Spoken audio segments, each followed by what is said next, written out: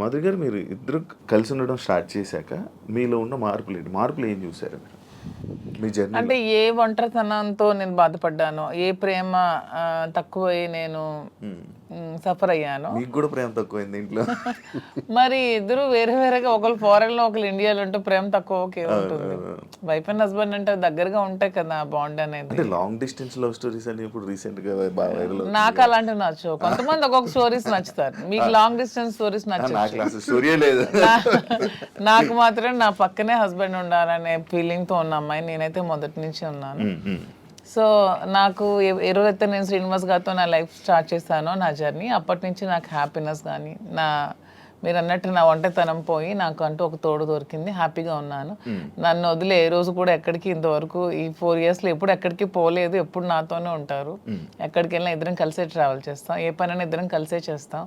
Even election campaign కానీ ఎక్కడికి వెళ్ళాలని అన్ని ఇద్దరం కలిసే చేస్తాం. నాకు చాలా హ్యాపీగా ఉంది. నేను కోరుకున్న జీవితం నాకు దొరికినట్టు అనిపిస్తుంది. మీ ఇద్దరి మధ్యన హ్యాపీగా ఉండొచ్చు, కానీ సొసైటీ కానీ, లేకపోతే మీరు మిమ్మల్ని నమ్మి ఓట్లు వేయడానికి కానీ, లేకపోతే ఎవరైతే జనాలు ఉన్నారో వాళ్ళ మాటలను మీరు పట్టించుకుంటారా? సొసైటీకి మా వల్ల వచ్చిన ఇబ్బంది ఏంటి నాకు అర్థం కాదు. అంటే మీరు ఏం చూపిద్దామని అనుకుంటున్నారు? ఏం చూపిద్దాం? ఒక హస్బెండ్ తో డిఫరెంట్ ఒక అమ్మాయి, ఒక వైఫ్ తో డిఫరెంట్ అబ్బాయి కలిసి ఇంకొక పెళ్లి చేసుకుంటున్నాం. దానికి ఇంకేం చూపించాలనుకుంటున్నారు ఎవరైనా? దీంట్లో ఏం చూపిద్దాం అని మీరు అనుకుంటున్నారు? ఎందుకు మీరందరికీ మీకు ఇది నెగిటివ్ కనిపిస్తోంది? నాకు నా హస్బెండ్ తో డిఫరెన్సెస్ ఉన్నాయి, ఇతనికి ఈమె వైఫ్ తో డిఫరెన్సెస్ ఉన్నాయి. సో మా ఇద్దరం కలిపి ఒకటే అయ్యాం. దానిలో తప్పే ఉంది. ఎంతమంది సెకండ్ మ్యారేజ్ చేసుకోవట్లేదు? 3-4 పెళ్లిళ్ళు చేసుకుంటున్నారు. మేము 2వ పెళ్లి చేసుకున్నాం. దీంట్లో ఎందుకు అంత చెప్పకుండా చేసుకుంటున్నారు? 3 పెళ్లిళ్ళు 4 పెళ్లిళ్ళు చేసుకుంటున్నారు. పెళ్లిలో ఒక ప్రెగ్నెంట్లు చేస్తున్నారు, పిల్లల్ని కనేస్తున్నారు, వదిలేస్తున్నారు, వీధిని పడేస్తున్నారు. మేము అవేమీ చేయలేదు. మేము మాకు డిఫరెన్సెస్ ఉన్నాయి, వీళ్ళకి డిఫరెన్స్ ఉన్నాయి. మా పబ్లిక్ చెప్పాం, మా ప్రజలకు చెప్పాం, మా ప్రజలకు చెప్పే మేము మొన్న ఎలక్షన్ చేసాం. ఎలక్షన్లో నేనే దగ్గరుండి చేశాను. వాళ్ళకి అన్ని నా గురించి తెలుసు. మా ఇద్దరిని దగ్గరుండి చేసాం. మా పిల్లల్ని చూసుకున్నాం. వీళ్ళ పిల్లలు పెళ్లి చేస్తారు, వీళ్ళ పిల్లలు సెటిల్మెంట్లు చదివించుకున్నాం. మేము గాలికి వదిలేదు కుటుంబాలకి. వీళ్ళ కుటుంబానికి ఆస్తి మొత్తం ఇచ్చేస్తున్నాడు, రోడ్డు మీదకి వచ్చారు. నేను నా తల్లిదండ్రుల ఆస్తితో నేను ఉన్నాను. నేను హస్బెండ్ నుంచి ఇంతవరకు నేను ₹1 కూడా నేను తీసుకోలేదు ఇంతవరకు. నేను నా పిల్లలు కానీ నాకు కానీ, నా పేరెంట్స్ నాకు ఏమైతే నాకు ఆస్తి నాకు వచ్చిందో ఆ యాన్సిస్ట్రల్ ప్రాపర్టీస్ మాత్రమే నేను నాకుతో పెట్టుకున్నాను. మీ ఎవరికి మేము ఏం బాధ పట్టుకున్నా, ఎవరికి ఎందుకు మేమేం దీనివల్ల ఎవరై సఫర్ అయ్యేది ఏముంది? తిరిగి పైగా మా కార్యకర్తలు, మా ప్రజలు మీరు వచ్చి మైక్ పెట్టండి, చాలా చాలా హ్యాపీగా ఉన్నారు. ఎందుకంటే శ్రీనివాస్ గారి ఇంటికి వెళ్ళినప్పుడు ఏదైతే వాళ్ళకి లోటు ఉండేదో, అంటే వాణి సరిగ్గా చూసుకునేది కాదు, ఈవెన్ మంచినీళ్ళు కూడా ఇచ్చేది కాదు. హస్బెండ్కే చూడదు ఆమె, ప్రజలకి ఏం చూస్తుంది? ఇప్పుడు అదేమీ లేదు. నేను ప్రతి ఒక్క కార్యకర్తకి బాగా చూసుకుంటానని వాళ్ళకి నమ్మకం కలిగి నా దగ్గర రావడం స్టార్ట్ చేశారు. నాతో ట్రావెల్ చేస్తున్నారు, నన్ను అభిమానిస్తున్నారు, ఆదరిస్తున్నారు, నన్ను అమ్మలాగా చూసుకుంటున్నారు అందరు కూడా. ఇప్పుడు 22లో ఈ గొడవ స్టార్ట్ అయింది. 24లో నేను ఎమ్మెల్యే పోటీ చేశాను. నా మీద పోటీ చేసి గెలిచినటువంటి అచ్చెన్నాయుడు రాష్ట్ర తెలుగుదేశం పార్టీ అధ్యక్షుడు ఎన్నికల ముందు ఏం చెప్పాడు? రాష్ట్రంలో హైయెస్ట్ మెజారిటీ నాదే, అబౌట్ 70,000 ఓట్స్ అన్నాడు. నిజానికి కూటమి ప్రభుత్వంలో ఎవడు నామినేషన్ వేసినా 40,000, 50,000, 60,000తో గెలిచారు. మా జిల్లాలోనే 4 ఎమ్మెల్యేలు కొత్తోళ్ళు, మొక్కం తెలియనోళ్ళు కూడా, ధర్మాన ప్రసాద్ లాంటి వ్యక్తి మీద కూడా 3 రోజుల ముందు వచ్చి నామినేషన్ వేసి 54,000 మెజార్టీతో గెలిచాడు. మరి అచ్చెన్నాయుడు ఎంతో గెలవాలి? కనీసం 70తో గెలవాలి కదా. 30, నా 73,000 ఓట్లు. ఇవన్నీ తెలిసి ప్రజలు నాకెందుకు ఇంకా నైతికంగా బలంగానే ఉంచారు. నైతికంగా అచ్చెన్నాయుడు ఓడిపోయినట్టే. కిందోళ్ళందరికి ఒక్క 15 రోజుల ముందు వచ్చిన వాళ్ళందరికి కూడా 40,000, 50,000 మెజారిటీలు వచ్చి నీకేం 30,000? అంటే ప్రజలే 1,000 వ్యతిరేకించుంటే అచ్చెన్నాయుడికి 70,000 రావాలి కదా. ఇంత వేవ్లో కూడా అచ్చెన్నాయుడు అతి తక్కువ ఓట్ల తేడాతో గెలిచాడు కదా. సో నేను గతసారి ఎంపీకి పోయినా 3,100 తేడా నాది. వాళ్ళకి మాకు ఎప్పుడు వెరీ లెస్ మార్జిన్, 3,000, 3,500. సో ప్రజలు బుద్ధి చెప్పాలంటే ఓట్లతోనే చెప్పేవాళ్ళు కదా. వీడు ఇలాంటి వాడు సంఘ వ్యతిరేకమైన పని చేసాడు, కొట్టండి అనుకుంటే నాకు 20-30,000 ఓట్లకి తగ్గి కుదించేసి ఆయనకు 1,00,000 మెజారిటీ ఇవ్వచ్చు. జరగల ఇంత వేవ్లో కూడా. అదే మాకు ప్రజల్లో. అయినా పర్సనల్ లైఫ్ ని ప్రైవేట్ లైఫ్ కి ఏంటి సంబంధం అండి? ఇది మా ఫ్యామిలీస్ మధ్యలో ఉన్న డిస్టర్బెన్సెస్ తో మేము ఒకటే. పర్సనల్ లైఫ్ ప్రైవేట్ రహస్యంగా ఉంటూ అబద్ధాలు ఎవడైతే ఆడతాడో వాడు దొంగ. పర్సనల్ లైఫ్ ను ఓపెన్ గా తెరచిన పుస్తకంలో జనం ముందు చెప్పేస్తే దొంగలు ఎలా అవుతాము? వాస్తవం చెప్పిన వాళ్ళు అవుతాం. ప్రజలే గుర్తించారు, ప్రజలే గౌరవిస్తున్నారు. ఈ రోజు మాకున్న గౌరవం పెరిగింది సమాజంలో. ప్రతి ఒక్కళ్ళు ఎక్కడ చూసినా సార్ ఒక సెల్ఫీ అంటారు. కార్లు ఓవర్టేక్ చేసుకుని స్పీడ్గా వచ్చి ఫోటో కావాలని అడుగుతున్నారు. డాక్టర్స్, ఇంజనీర్లు, పెద్ద పెద్ద ఎంప్లాయీస్, ఉన్నత స్థాయి వాళ్ళు, పోలీస్ ఆఫీసర్స్, పెద్ద పెద్ద వాళ్ళు కూడా. ఒక పెద్ద ఆఫీసర్ అయితే మొన్న చేయి తీసుకొని గుండె మీద ఇలా పెట్టుకొని పెద్దగా ఊపిరి తీసాడు. ఏం సార్ ఏంటి అంత ఎమోషన్ అవుతున్నారు ఏంటంటే, మీరంటే నాకు ఇష్టం సార్. ఆయన ఏం అర్థం చేసుకున్నారు? పెద్ద ఆఫీసర్, ఇంకా చాలా మంది పేర్లు చెప్పకూడదు, వాళ్ళు ఏం అర్థం చేసుకున్నారు? ప్రతి ఒక్క జీవితంలో కూడా కథ ఉంది. ఆ కథ చాలా మంది చెప్పలేక భరిస్తున్నారు. మేము చెప్తాం. ఇప్పుడు మీరు ఇన్స్పిరేషన్ అంటారు, చాలా మందికి ఇన్స్పిరేషన్. ధైర్యంగా బతకండి. ఆవేశం ఎలా వస్తుంది, వాళ్ళ కళ్ళల్లో ఆర్ద్రత ఎలా వచ్చింది, ఆ సంతోషం ఎలా వచ్చింది. 1600 ఉన్నటువంటి యూట్యూబ్ మా ఫాలోవర్స్ ఈ రోజు లక్షలా దాటారు. 1,45,00,000 వ్యూవర్షిప్ ఎలా వచ్చింది? ఇదంతా ఎక్కడి నుంచి వచ్చింది? అభిమానంతో వస్తుంది. అభిమానమా కాంట్రవర్సీ అంటారు? కాంట్రవర్సీ ఎందుకు రావాలంత? ఫాలో అప్ ఎందుకు చేయాలి? న్యూస్ కదా, లేటెస్ట్ న్యూస్ కదా, లేటెస్ట్ రెండు ఉంటాయి, ఈ రెండు ఉంటాయి. ప్రతి ఒక్కరికి రెండు ఉంటాయండి. ఎవరికైనా సరే రెండు కోణాలు ఉంటాయి. ఏ మనిషికైనా సరే విమర్శలు ఉంటాయి, పొగడ్తలు ఉంటాయి, రెండు ఉంటాయి. అవన్నీ బ్యాలెన్స్ చేసుకొని వెళ్తేనే జీవితం. రావణుణ్ణి మెచ్చింది ప్రజలే, రాముణ్ణి మెచ్చింది ప్రజలే. రెండు ప్రజలే. మీకు రావణుడు ఇష్టం ఉండొచ్చు, నాకు రావణాసుడు అంటే ఇష్టం. ఎవరి లైఫ్ స్టైల్ వాళ్ళది. నాకు రావణాసుడు హీరో, నేను హీరోగా చూస్తాను. సార్కి రాముడు అంటే హీరో. అది ఎవరి ఇష్టం వాళ్ళది. ఆయన ఎలా చూస్తున్నారు? రాముడు అనుకుంటున్నారు, రావణాసుడు? నేను డిఎస్ఏ అనుకున్నాను. డిఎస్ కి ఒక బ్రాండ్ ఉంది, దువ్వాడ శ్రీనివాస్ అంటే ఒక బ్రాండ్. ఎవరితో కంపేర్ చేయను, ఈ స్పెషల్ అంటే. సార్ మీ బిజినెస్లు అన్నీ వదిలేసారా? వదిలేదు, అన్ని లాగేసుకున్నారు. మేమేం బిజినెస్ వదిలేదు. మైన్స్ నాది 25 years నుంచి మైన్స్ కంపెనీ. ఎప్పుడు మైన్స్ ప్రపంచ స్థాయిలో కూడా ఐకాన్ బ్రౌన్ గ్రానైట్ ఓనర్ గా మంచి పేరు ప్రఖ్యాతులు సంపాదించాం. మైన్స్ లో బాగా పీక్స్ కి వెళ్ళాను. ఈ గవర్నమెంట్స్ లో గవర్నమెంట్ ఉంటే ఒకలాగా, లేకపోతే రిజల్ట్ రోజు ఈవినింగ్ లాగేసుకున్నాను. 4వ తారీఖు ఎన్నికల ఫలితాలు వచ్చాయంటే ఆ సాయంత్రం కల్లా నా మైనా ఒక్కసారి కొట్టి పంపించేశారు. ఈ రోజు వరకు పర్మిట్స్ ఇవ్వట్లా. 61 కోట్లు లాస్ సడన్ గా గవర్నమెంట్ రావటం వల్ల, కూటమి ప్రభుత్వంలో అచ్చెన్నాయుడు వీళ్ళు టార్గెట్ పెట్టారు. సరే ఇవన్నీ చేస్తుంటారు వాళ్ళు, భరిస్తారు. శ్రీను గారు అంత మైనింగ్ కంపెనీలు అలాంటి పెద్ద పెద్ద బిజినెస్లు చేసిన మీరు రీసెంట్గా చీరలు బిజినెస్లోకి తీసుకొచ్చేసారని చెప్పి కామెంట్స్ కామెంట్స్. దానికి బిజినెస్, శారీస్ బిజినెస్ కాదా? ఏదైనా బిజినెస్ ఏనండి. దానిలో కామెంట్ చేయడానికి ఏముంది? ఇప్పుడు శ్రీనివాస్ గారు ఎప్పుడు మైన్స్ బిజినెస్, తను ఫస్ట్ నుంచి కూడా. పర్లాకిమిడిలో వరల్డ్ ఫేమస్ మెటీరియల్ తను అక్కడ ఉంది. పర్లాకిమిడిలో తను క్వారీ చేశారు. ఆ క్వారీని కూడా ఇలా లిటిగేషన్స్ పెట్టి కేసులు పెట్టేసి ఇతను ఓడిపోగానే వాళ్ళ పార్టీ రాగానే టీడీపీ హయాంలో క్లోజ్ చేసేసారు. దాన్ని నిలదక్కుని పాపం మళ్ళీ కొత్తగా టెక్కల్లో స్టార్ట్ చేశారు. దాన్ని కూడా మొన్న రిజల్ట్ రోజు ఈవినింగే మొత్తం కూల్ చేశారు. కోర్టులో కాంట్రాక్ట్స్ వర్క్స్ చేశాం మేమిద్దరం, దాన్ని ఆపేశారు. సో ఇంకేం చేయాలి? నాకు ముందు నుంచి కూడా ఈ శారీస్ విషయంలో నాకు ఒక ప్యాషన్ ఉంది. నాకు ఒక ఫ్యాషన్ మీద ఒక ప్యాషన్తో, ఇంట్రెస్ట్తో నాకు ఈ శారీస్ స్టోర్ పెట్టాలని ఎప్పటి నుంచో ఆలోచన ఉంది. దట్టు ఈ శారీస్ బిజినెస్ ఏంటి, పాలిటిక్స్కి సంబంధం లేకుండా ఉండే బిజినెస్, పీపుల్కి, మాకు పబ్లిక్కి మాకు రిలేటెడ్గా ఉండే బిజినెస్ అనేది ఈ శారీస్ బిజినెస్. ఎందుకంటే మేము పబ్లిక్ ఎంత ఫెయిర్గా ఉంటే వాళ్ళు నచ్చితే మా దగ్గరికి వస్తారు, కొనుక్కుంటారు, వెళ్తారు. సో దీనిలో పొలిటికల్ ఇంటర్ఫీరెన్స్ అంటూ ఏమీ ఉండదు. సో అందుకని నేను శ్రీనివాస్ గారికి ఇంతవరకు మనం మైండ్స్ ఇవన్నీ చేసాం, చేసి ఎప్పుడు కోల్పోతూనే ఉన్నాం, ఎప్పుడు కూడా నిలదొక్కుకోలేదు. ఈ 4 years లో కూడా 30-40 crores వరకు పెట్టాం, లాస్ అయిపోయాం. మళ్ళీ ఇదే స్టార్ట్ చేసాం. మళ్ళీ నెక్స్ట్ టైం పార్టీ వస్తుందో రాదో, మళ్ళీ ఏమవుతుంది, పొలిటికల్గా ఇబ్బంది పడుతున్నాం. కాబట్టి ఇదన్నిటికీ డిఫరెంట్గా మనం తెలంగాణ అంటే ముందు నుంచి శ్రీనివాస్ గారికి నాకు హైదరాబాద్ మా ఫేవరెట్ ప్లేస్, మా ఇద్దరికి కూడా. హైదరాబాద్ ప్రజలు కూడా చాలా మంచి మనసున్న మనుషులు, ఎవరు వచ్చినా ఆదరిస్తారు. బ్రతకడానికి బ్రతుకు తెరువునిస్తుంది హైదరాబాద్. అదొక చాలా పెద్ద ప్రపంచం హైదరాబాద్ అనేది, చాలా మందికి లైఫ్ని ఇస్తుంది. సో ఈ ప్లేస్ని మనం చూస్ చేసుకుందాం. వెన్ కంపేర్ టు నాకున్న ఫ్యాన్ ఫాలోయింగ్లో ఒక 10% ఆంధ్రాలో ఉంటే 90% నాకు హైదరాబాద్లోనే ఉన్నారు. అంత మంచిగా నన్ను ఆదరిస్తున్నారు. సో మనం ఫస్ట్ బిజినెస్ హైదరాబాద్లో స్టార్ట్ చేద్దాం. నాకు ఇంట్రెస్ట్ ఉంది, మీరు కొంచెం సపోర్ట్ చేయండి. అపార్ట్ ఫ్రమ్ యువర్ పాలిటిక్స్ నా కోసం ఒక 10% టైం మీరు కేటాయించి బ్యాక్ ఎండ్లో ఉంటూ నాకు సపోర్ట్ చేయండి అని చెప్పాను. చెప్పగానే శ్రీనివాస్ గారు కూడా దీనికోసం మేము 5-6 months నుంచి దీని మీద మేము వర్కౌట్ చేసాం. కొన్ని షాప్స్కి తిరిగాం. వీవర్స్ ప్రైస్ కంటే కూడా వీళ్ళు ఎక్కువ ప్రైస్కి అమ్ముతున్నారు షాప్స్, రిటైలర్స్.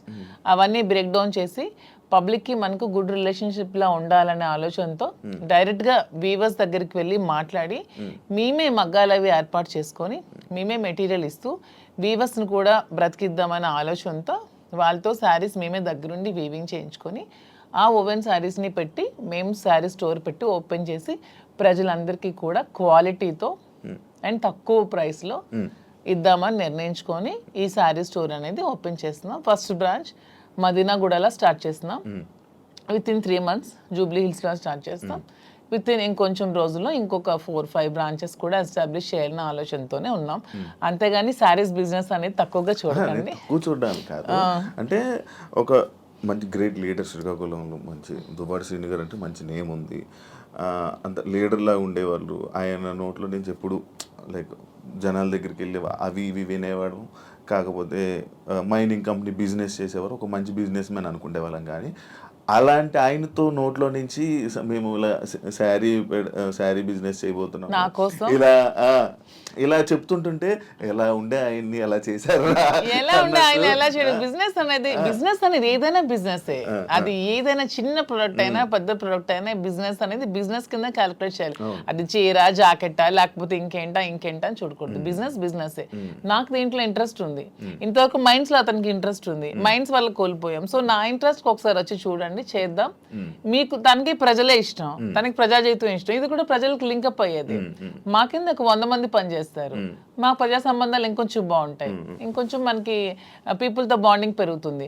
వాళ్ళు కూడా మనం తక్కువ ప్రైస్ కి ఇస్తే ఓకే, శ్రీనివాస్ గారు మౌజీ దగ్గరికి వస్తే మనకు తక్కువ ప్రైస్ కి శారీ వస్తుందని గుడ్ విల్ మనకు వస్తే చాలు, కోట్లు సంపాదించాల్సిన అవసరం లేదనే ఉద్దేశంతో శారీ స్టోర్ ఓపెన్ చేస్తాం. ఓకే, అంటే ఈ బిజినెస్కి దువ్వాడ గారు 3-4 కోట్లు ఎంతో ఇచ్చారు. ఆయన డబ్బులు ఇచ్చి ఈ బిజినెస్ కోసం శ్రీనివాస్ గారు ఎవరేమనుకున్నా నాకు అనవసరం. శ్రీనివాస్ గారు అన్ని ఆస్తులు వానికి రాసి ఇచ్చేసి వచ్చేసారు. With empty hands he came out. అక్కడి నుంచి మా లైఫ్ని మళ్ళీ మేము ప్రారంభించుకున్నాం. దీనికోసం మా పేరెంట్స్ ఇచ్చిన ప్రాపర్టీస్ మాత్రమే నేను సేల్ చేసి బిజినెస్లో పెడుతున్నాను. అలానే నాది వేరు శ్రీనివాస్ గారు వేరని మాకు లేదు. మీరు అడిగిన క్వశ్చన్కి ఆన్సర్ చెప్పాం. మా ఇద్దరు తన దగ్గర ఎన్ని కోట్లున్నా నాకు ఇస్తారు. ప్రెసెంట్ లేవు, లాగేసుకున్నారు అందరూ. ఉంటే నాకు ఇస్తారు ఖచ్చితంగా. సో నా దగ్గర ఉన్న ప్రతిదీ అతనిదే. మా ఇద్దరి మధ్యలో నీది నాది అనే తేడా లేదు. అయినా మా ఇద్దరు ఇప్పుడు మొగుడు పల్లాలి. మా ఇద్దరు నాదైనా ఒకటి అతనిదైనా ఒకటి, ఎవరికి సంబంధం లేదు. ఎవరు డబ్బులు పెడితే మీకేంటి ప్రాబ్లం? మీ బిజినెస్ చేస్తున్నావా, మంచి ప్రొడక్ట్ అందిస్తున్నావా అనేది మీరు చూడండి. డబ్బు గురించి ఆయనకి దగ్గర అయ్యారని కూడా టాక్, అది ఫేక్ అదే చెప్తున్నాను కదా. మీరు కావాలంటే అన్ని మొత్తం డాక్యుమెంట్స్ అవన్నీ వెనక్కి వెళ్ళి తీసుకోండి. ఆస్తులన్నీ రాసిచ్చి తను చెప్తున్నా 0 బ్యాంక్ బ్యాలెన్స్ తో వచ్చారు నా దగ్గరికి. అందుకే నేను అంటున్నాను, మా బంధం మీరు ఎన్ని కామెంట్ చేసుకున్నా మాది 100% ప్యూర్ లవ్. ఎందుకంటే నేను అతని నుంచి ఏది ఆశించలేదు, 1 రూపాయి ఆశించలేదు.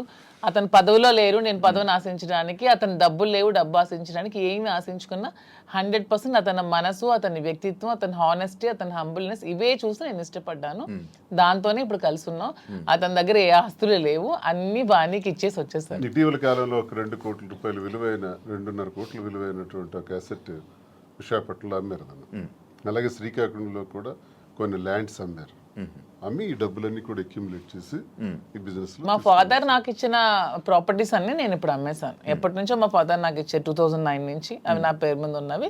ఇప్పుడు బిజినెస్ కోసం నేను అమ్మేసి మరి బిజినెస్ స్టార్ట్ చేశాను. అంటే మీరు స్టార్టింగ్ అంటే ఆయనకి పరిచయం అవ్వకముందు నుంచి, రాజకీయంలోకి రాకముందు నుంచి మీరు మేము ఫైనాన్షియల్ గా వెల్ సెటిల్డ్. మా ఫాదర్ వాళ్ళు వెల్ సెటిల్డ్, మా హస్బెండ్ వాళ్ళు కూడా వెల్ సెటిల్డ్. అన్ని వెల్ సెటిల్డ్ ఫ్యామిలీ ఫైనాన్షియల్ గా. మాకు ఫైనాన్షియల్ గా ప్రాబ్లమ్స్ కానీ ఏమి కూడా లేవు, ఎప్పుడు కూడా లేవు. వెల్ సెటిల్డ్ ఫ్యామిలీనే. ఇప్పుడు వీటి కోసం మేము ఆస్తులు అమ్మాల్సి వచ్చింది, లేకపోతే ఆస్తులు అమ్మాల్సిన అవసరం కూడా లేదు. ఎందుకంటే ఎలక్షన్ లో ఉన్న డబ్బులు కొంచెం ఉంటే అవి కూడా కోల్పోయాను. మా ఇద్దరు ఉండడానికి ఇల్లు కూడా కట్టుకున్నాం, దానికోసం కొంచెం డబ్బులు పట్టవలసి వచ్చింది. సో ఇప్పుడు మళ్ళీ బిజినెస్ స్టార్ట్ చేయడానికి ఈ ప్రాపర్టీస్ అమ్మాల్సి వచ్చింది. లైక్ అంటే ఈ కామెంట్స్ రావడానికి గల రీజన్స్ ఏంటంటే, మీరు అది కొన్ని వీడియోస్ మీ డ్యాన్స్ చేసి సంబంధించిన వీడియోస్ కొన్ని సోషల్ మీడియాలో వైరల్ అవ్వడం జరుగుతుంది. అది మీరేనా? అది ఇప్పటికీ చెప్తున్నాను, అది నేను కాదు. అసలు ఆ మనిషి కూడా నాలాగా లేదు. అది ఎందుకు ఎవరికి అనిపించిందో, ఎవరికి పెట్టాలనిపించిందో కావాలనే కూటమి ప్రభుత్వం వాళ్ళే ఖచ్చితంగా దీన్ని ఈ పిల్ల సైనికులు ఉంటారు కదా, బచ్చగాళ్ళు, ఆ బచ్చగాళ్ళు ఈ కొంతమంది కలిపి ఐటీడీపీ అని ఇదొన్న పేజ్లో పెట్టి అనవసరంగా ట్రోల్ చేశారు. అలానే డాన్స్ చేసే అమ్మాయిని నేనేం కామెంట్ చేయట్లేదు. నాకు రికార్డింగ్ డాన్స్లు నాకు స్టేజ్ల మీద డాన్స్ చేసుకోవాల్సిన అవసరం నాకైతే ఎప్పుడూ లేదు. ఎనీబడి కెన్ ప్రూవ్ చేసుకోండి. సార్ అప్పుడే చెప్పారు ప్రూవ్ చేసుకుంటే నేను 1 crore rupees వాళ్ళకి గిఫ్ట్ ఇస్తానని. ఇప్పుడు ఈ మధ్య మొన్న ఛానల్లో కూడా అడిగారు. నాకు అవసరం లేదు. అలానే నేను ఒకటే చెప్తున్నాను, ఎవరి బ్రతుకు తెరువు కోసం వాళ్ళు చేసుకుంటారు. ఇదే డాన్స్ స్టేజ్ మీద పబ్లిక్ గా బట్టలు ఇప్పి చేస్తున్నారు, వాళ్ళేమో హీరోయిన్లు అంటున్నారు. స్టేజ్ మీద చేస్తే స్టేజ్ రికార్డింగ్ డాన్సర్లు అంటారు, నానా రకాల పేరు పడుతున్నారు. నేను ఎవరు అమ్మాయిని కామెంట్ చేయట్లేదు. నాకైతే మీరు వెళ్ళి మా ప్లేస్ లో ఎంక్వైరీ చేసుకోండి, నేను పుట్టిన ప్లేస్ లో మా అత్తగారి ప్లేస్ లో. ఈ విమర్శలు చేసేవాళ్ళు ఎవరైనా ఆ అమ్మాయి మాధురి అని ప్రూవ్ చేస్తే 1 crore ఇస్తాం. ఒకవేళ వాళ్ళు ప్రూవ్ చేయలేకపోతే వాళ్ళు సరెండర్ అవుతామంటే అమ్మాయి ఎవరో కూడా మేమే తెచ్చి పెడతాం. ఎందుకు అమ్మాయిని బయటికి లాగాలి, పెళ్లి చేసుకుని హ్యాపీగా ఉంది కాబట్టి. మాకు అమ్మాయి తెలుసు, అది ఏ రికార్డింగ్ డ్యాన్స్ ట్రూప్ కూడా తెలుసు. కానీ అలాగ అమ్మాయినే మాధురి అని చూపించిన వాళ్ళకి నేను అంటున్నాను 1 crore మీకు బహుమానం కింద ఇస్తాను, దయచేసి అది ప్రూవ్ చేయండి అంటున్నాను.